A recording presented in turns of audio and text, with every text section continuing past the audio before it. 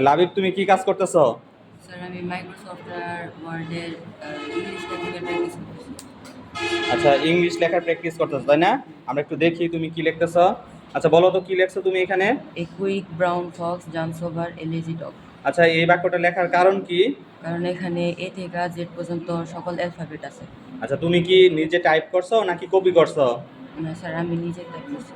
আচ্ছা, ঠিক আছে, তাহলে তুমি একা লেখছো না দুজনে দুজনে লেখছো? স্যার দুইজনে।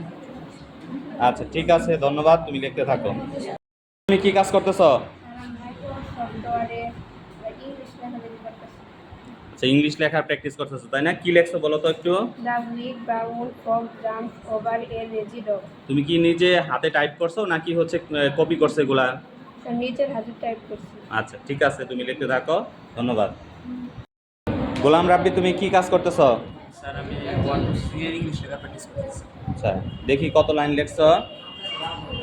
এগুলো কি তুমি কপি করছো না নিজে টাইপ করছো? নিজে টাইপ করে লেখা। সবাই তোমরা অন্যান্যরা হেল্প করছে না ওরা? হ্যাঁ।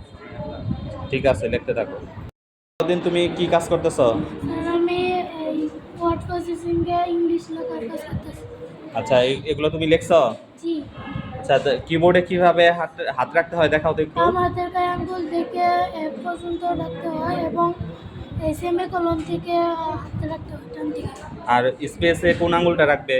এই বরং আচ্ছা, ঠিক আছে, ধন্যবাদ, তাহলে তোমরা কাজ করো, আরো প্র্যাকটিস করো। ঠিক আছে।